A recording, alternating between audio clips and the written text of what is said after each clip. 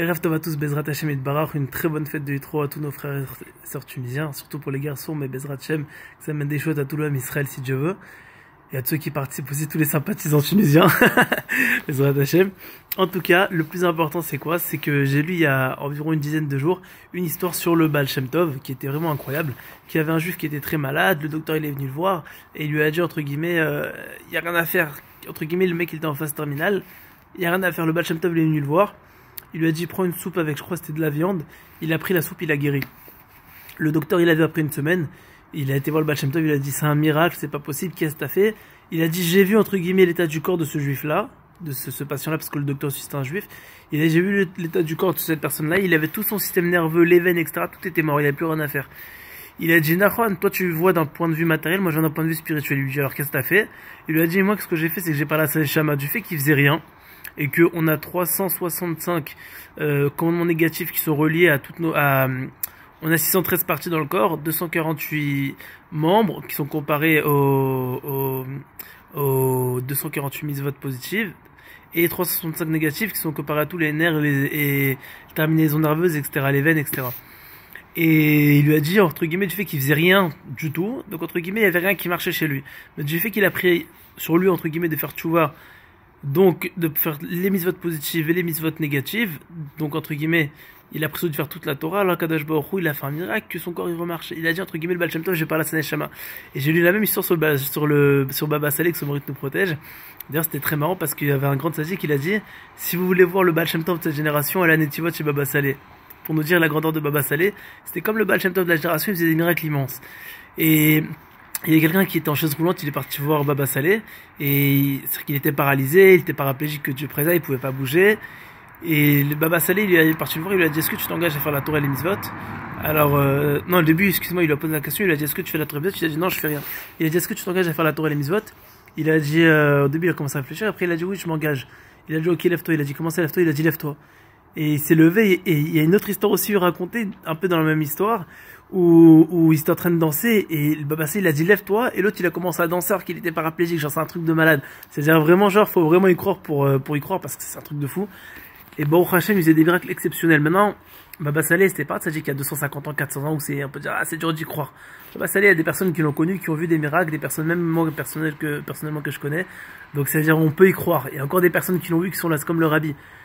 Et c'est des tzadikim qu'il y a des personnes qui les ont vus, qui ont participé à leur miracle et qui sont encore là, qui peuvent perpétuer les miracles. Donc c'est un truc incroyable.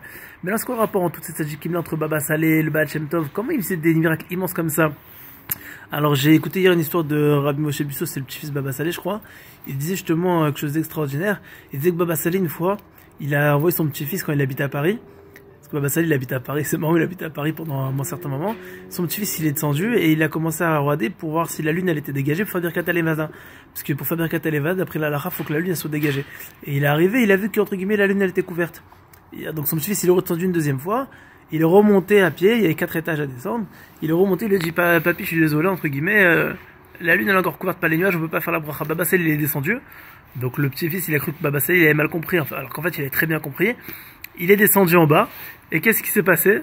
Baba Saleh il a pris sa canne, il a pointé du ciel la lune, et tous les nuages, entre guillemets la lune elle s'est désillée de tous les nuages sont partis, et il a pu faire Birkat Levana avec une lune qui était pleine. Maintenant il y a une question qui se pose, comment il a fait ce miracle énorme? Et ben il a raconté qu'en fait, et ça revient à ce que le Baal Shem Tov disait que tous les grands tzadikim, Baba Saleh une fois il a voulu faire Birkat Levana, il y avait des nuages à Paris quand il était jeune, il n'y avait pas la possibilité de le faire. Tu sais ce qu'il était jusqu'à où? Il était jusqu'à Marseille pour faire Birkat Levana, jusqu'à Marseille. Il a fait tellement Messirut Nefesh. Donc dans le ciel on dit ah ce tzadik là il préfère Messirut Nefesh, on lui donne la clé. Il a la possibilité de faire le miracle parce que dans tous les cas il va aller même jusqu'à Marseille pour le faire. Donc pourquoi entre guillemets faire en sorte que ce tzadik se fatigue? Pareil pour le Baal Shem Tov, il y a tellement d'histoires. Mais mec, je lis un petit peu Baruch Hashem l'athlète, l'histoire du Baal Shem Tov.